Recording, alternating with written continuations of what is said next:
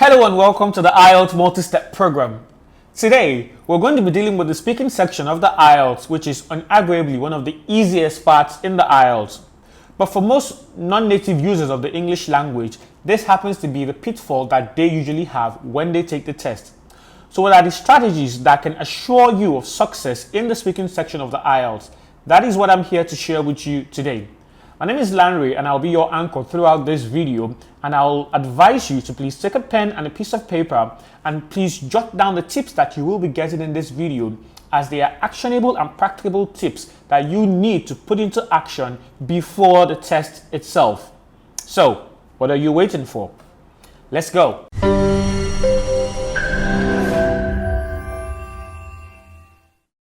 The speaking section of the IELTS is one that is the same for both the general training module and the academic module. So there's no difference in what you're going to be doing, either you're taking the general training module or the academic module for your speaking test. The speaking test ideally takes place 3 days to 7 days before the main test itself, which contains the listening, the writing, and the reading sections of the test. The speaking test is one of the most important parts, as it is quite easy to get maximum scores in the speaking. So I would advise you to put a lot of focus on the speaking section of the IELTS, as this might be the decider for you in your journey towards success in the IELTS. There are 3 sections in the speaking test, and the total duration for the speaking test takes between 15 to 17 minutes. The 3 parts in the speaking test are the section 1, which is a conversation or a chat between you and an examiner. The part 2, which is called the long turn, where you'll be expected to give a speech on a given topic that will be given to you on a cue card. And the part 3, which is a discussion, where the examiner will give you abstract questions derived from the topic that you talked about in your part 2. So, what is the structure of all these different sections? What are the structures of all these different sections, and what are the peculiar tips that you need to know about and you need to apply for you to get the scores that you need in the section of the IELTS? The section 1 is the same for both the general training module and the academic module as mentioned earlier, and it takes between 4 to 5 minutes. Here you will have an introduction and then 2 topics which the examiner will be given that you will be asked questions from. I'll take this again. The section 1 contains just 2 major parts, the introduction part and then 2 topics that the examiner has been assigned to derive the questions that they will give you from. The introduction is just a basic conversation that you can find in a social context or in a formal official context. The examiner will start off the test by introducing himself to you, and then they will ask for your name. Usually at this time, you're expected to give the name that is on your international passport, which is the document that you will use to register for the IELTS test. At this point in time, I would advise you to be as vocal and audible as possible. This is the reason why. You are a non-native user of the English language, and your examiner most times will be a native speaker of the language. When you're giving your name to someone who has never heard this kind of name before, or who is not familiar with your cultural practices, it might be advisable for you to try as much as possible to enunciate every syllable in your name as clearly as possible. This is because you do not want to start off your test on a wrong foot, where the examiner has to strain their ears to catch everything that you're saying, or has to strain their ears to get the meaning, to extract the meaning from something that you're saying. So when it gets to the point where you're introducing yourself and saying your name, take your time to say it as slowly and as clearly as possible, especially if your name is not a common English word or is not a name that the examiner might be used to. After that, the examiner has a range of topics which they can draw from. Usually you have like 7 to 8 common topics that is usually asked in the part 1, but for the purpose of this video, I will be sharing 6 with you, or 7 with you. The common areas where the questions are derived from are work, study, friends, hobbies, your town, food, sports, and then family. I'll take that again. Work, study, friends, hobbies, food, sports, family, and then your hometown. Any of these areas could be the two areas where your questions for the part 1 will be derived from. Looking at the range of these topics, you would find that they are topics that fall under the ambit of conversational topics. These are topics that a normal user of the English language would have at one point or the other in their lifetime had cause to discuss with either a friend or either an acquaintance that they meet anywhere. So it shouldn't be too difficult for you to have answers to respond to the questions that will be given to you on these topics. So you ask, why do people fail the speaking test if these are the range of topics that will be assessed? The answer is very simple. There's a particular format or structure for the way your answers need to be. And if you do not follow this structure or you do not follow this format, chances are that you will be talking a lot but not saying so much sense. Now, what are the criteria that the speaking test is usually assessed with? They are as follows: pronunciation, fluency, vocabulary, and grammar. Pronunciation, fluency, vocabulary, and grammar. These are the things that the examiners will look out for when you are speaking to them. The most important one is your fluency. Fluency is your ability to sustain a continuous flow of information or continuous flow of speaking without unnecessary interruption. So you would need to reduce your and things like that are common speech fillers that truncate your speech. A fluent speaker is one that can continuously maintain a flow, an uninterrupted flow of words or utterances that are aligned to pass across a specific message. Pronunciation is quite easy to understand. We all know what it means to pronounce English words correctly. Now, pronunciation, even though it is important, might not be the decider for your failure or your success. And why is this?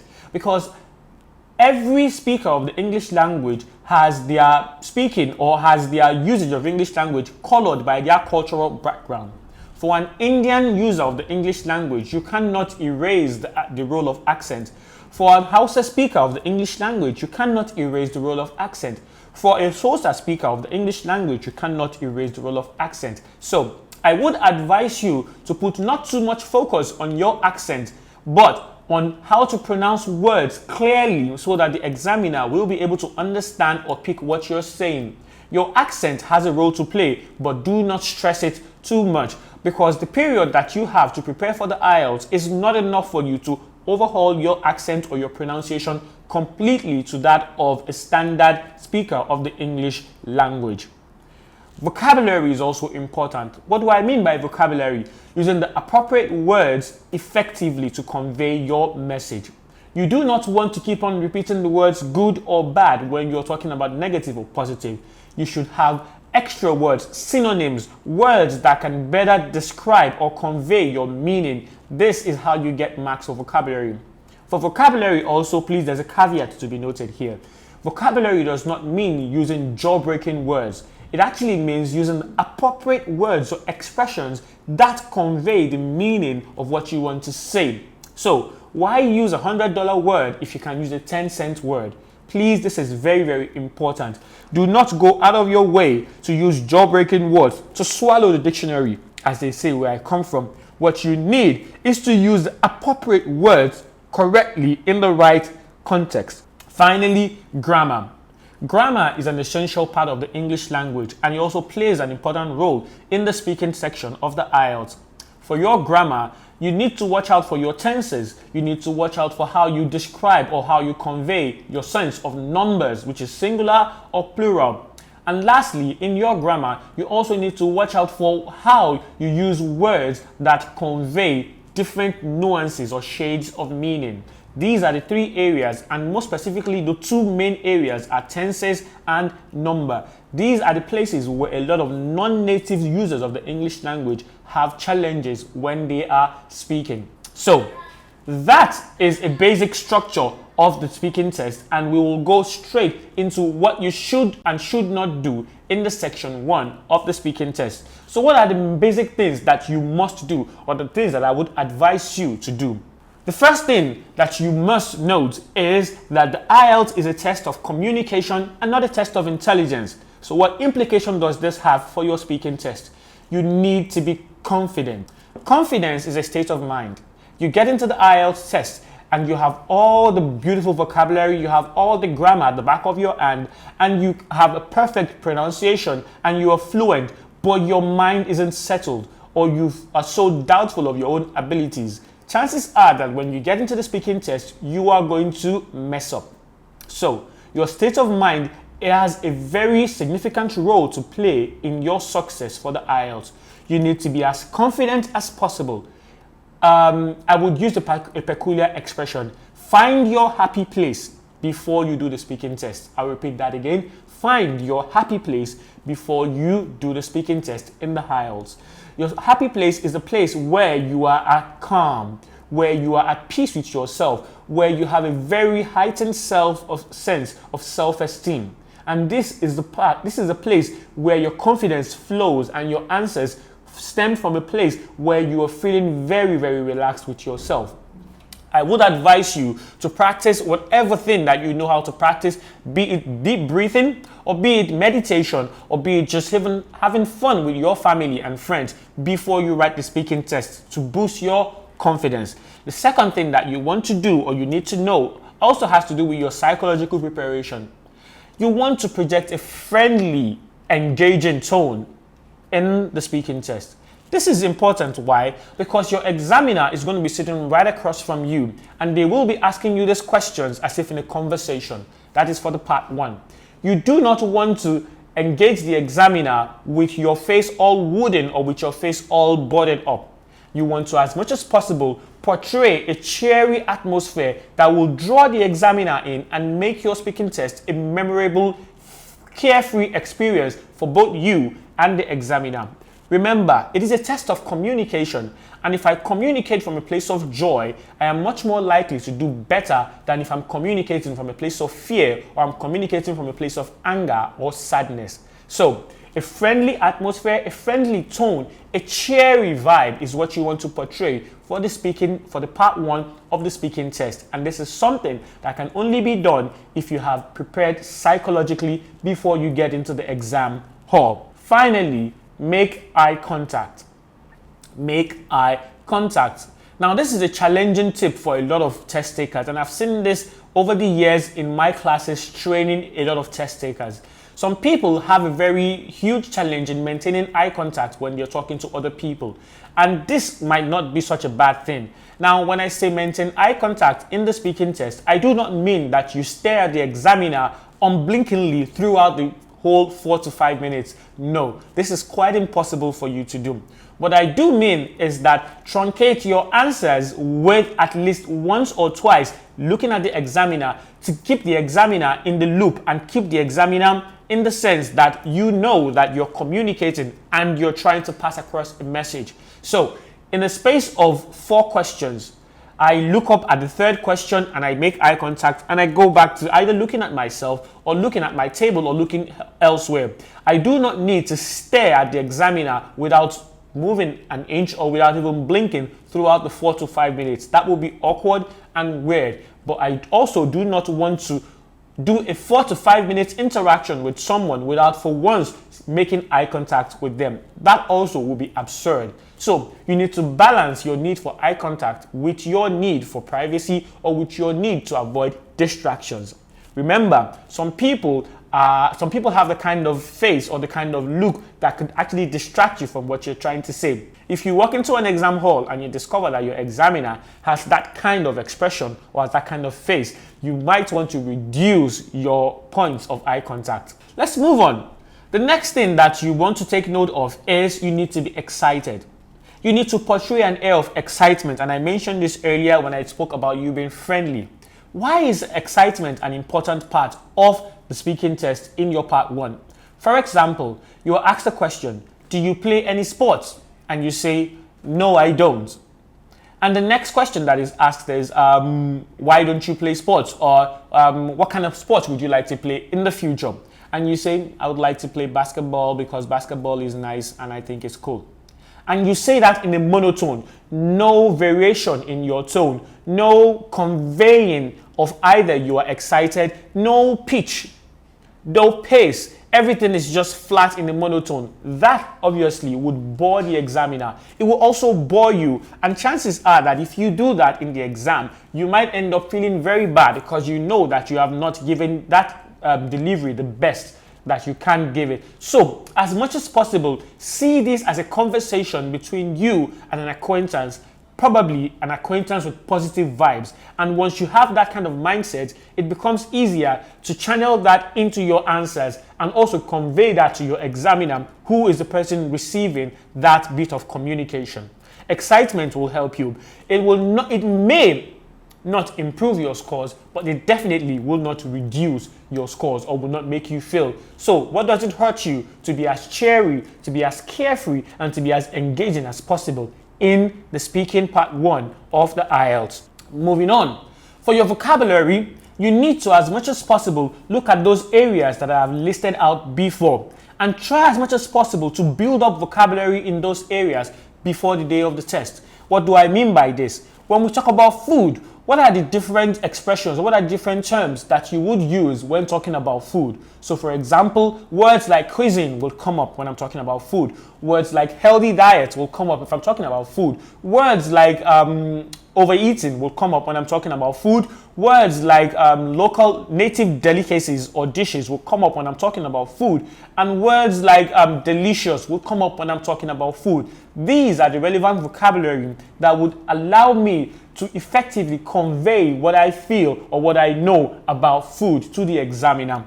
If you're talking about family, words like bonding will come up when I'm talking about family. Words like emotions will come up when I'm talking about family. Words like support will come up when I'm talking about family.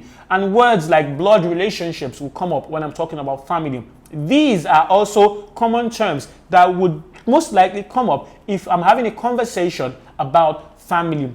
Know these expressions. Do your research. Listen to tapes about these topics. Watch news about these topics. Read stories or read news items discussing these topics, or read articles or watch documentaries discussing these topics, and you will be able to pick 1 or 2 relevant vocabulary items that you can use in the speaking test for the IELTS. And this is all part of your preparation and practice before the day of the test itself. Moving on, when you're talking about preferences, as this will be a very important area that would come up in your part 1, talking about preferences is one area that usually regularly comes up in the speaking part 1 of the IELTS. Do you like food? What kind of food do you like? Do you like sport? What type of sports do you like? What are your hobbies? What do you prefer? Now, when talking about preferences, a lot of people are usually stuck with one particular vocabulary item, saying, I like this. I like football, I like beans, I like sport, I like music, I like this. But do you have other options to express preferences? What about I prefer? What about I enjoy? What about things like I really love? These are variations in expressions that can easily improve your band score in the speaking test for the IELTS. Finally, looking for in the IELTS, in the speaking part of the IELTS, what will be assessed or what they will mark is what you say. What does this mean? It means that you need to say as much as possible so that the examiner has enough material to assess your communicative competence. I'll repeat that again. Since what will be assessed in the speaking test is what you say, you need to say as much as possible to provide as much information as possible so that the examiner has a lot to assess your communicative competence with. So, the IELTS test or the speaking part 1 of the IELTS is not a place where you go and give monosyllabic answers. Do you like your hometown? Yes. Do you like sports? No. Would you like to learn English in the future? No. All these are things that you should not or you should avoid for this part 1 of the speaking test. On the other hand, what you should do is to expand your answers. Now, there are some questions that automatically put you in a place where you're giving a yes or no answer, but you should expand those answers. In fact, expansion of answers is an integral role for success in the speaking part 1 of the IELTS. Expanding your answers can be done in a variety of ways. You can expand answers by giving reasons for your answers. You can expand answers by giving examples to illustrate what you said. You can also expand your answers by sharing experiences to illustrate what you said. Those three ways are the key ways to expand your answers. For example, do you like sports? Yes, I do, because I believe sports is essential to have a healthy mind and a healthy body. That is a much more preferable answer to, do you like sports? Yes. For example, another question could be, do you like cooking? Now, instead of saying, yes, I like cooking, or no, I do not like cooking, I would expand that answer by giving a personal experience to expand it. I would say, yes, I like cooking because when I was younger, my grandfather threw me in a pot of burning oil, and since then, cooking became embedded in my DNA. Now, this might sound funny, this might sound absurd, but for the purpose of the IELTS, nobody would laugh. For the purpose of the IELTS, that might suffice. Why? You see, you can lie in the IELTS, but as much as possible, try to keep your lie within the ambits of believability. You do not want to throw out such outlandish and absurd lies that would throw off the examiner off their balance, or that would even divert you away from what you're talking about, or from the context of what you're talking about.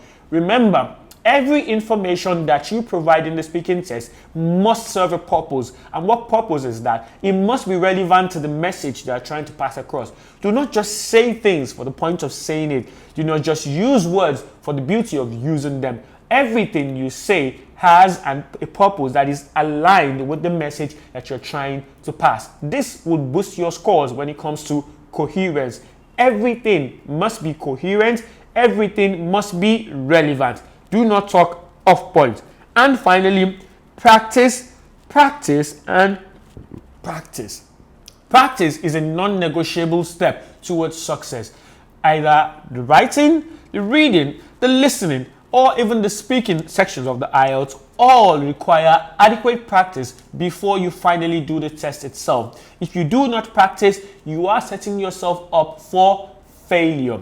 Please avoid not practicing. So what are the things that you should not do? The don'ts that you should take note of for the IELTS. The first is this: do not approach the test as a test of intelligence. I'll repeat again, do not approach the test as a test of intelligence. The test is not about what you know. The test is about how you express what you know. The test is about how you express what you know. So for example, in a question that asked about your hometown, please, there's no point in giving them your real hometown if this is a place you haven't been to in 2 or 3 decades and you probably have no recollection of that particular place. So the question where you are in the IELTS test and I ask you, please describe your hometown, and your hometown is a place called Abraka in Delta State, which you haven't been to in the past 30 years. And then you go, my hometown is a place called Abraka. Now Abraka is, it has I think 5 streets, and no, why set yourself up for that difficult route when you can easily use Lagos, where you stay, as your hometown? Remember, nobody is going to fact check you in the IELTS, so you should, as much as possible, approach the IELTS from the easiest point. If I stay in Lagos and I have lived in Lagos for the past 10 years and I know Lagos like the back of my hand, when I'm asked a question about my hometown, I will use Lagos. Your hometown is the place where you find easiest to describe. Your hometown is a place where you have a lot of information to back it up or to provide. Please do not approach the test as a test of intelligence. Approach it as a test of communication. They are asking you about your hobbies and you really want to give your personal hobby, the one that you actually prefer doing, but you do not have enough information about it. Why not just use something else that you may not like but you can talk about? Remember, the only thing that you are doing at that point in time when you're seated on that chair in the aisle for the speaking test is to pass the test, not to improve the validity of your claims, not to improve your honesty profile, not to even impress the examiner. All you want to do is to pass the test. And every strategy, every tip that can make you pass the test is one that must be explored and deployed appropriately. Another thing that you should not do in the part 1 of the IELTS is you should, as much as possible, try not to expand your answers to from a general perspective. In the part 1, most of the questions that will be asked will be banking on your personal experiences or on your personal opinion. They will not ask you for a general opinion, or they will not ask you how those things or how those concepts apply to from a general perspective or to a general population. So do not, as much as possible, relate your answers to a wider audience or to the general public. Try as much as possible to derive all the reasons, all the examples, all the illustrations for your answers from your own personal experiences. And like I mentioned earlier, if you haven't experienced those things, you can make them up, or you can cook up a story just related to yourself, as this will not only improve your scores, it will also make it easier for you to flow and also improve your fluency for the speaking part 1.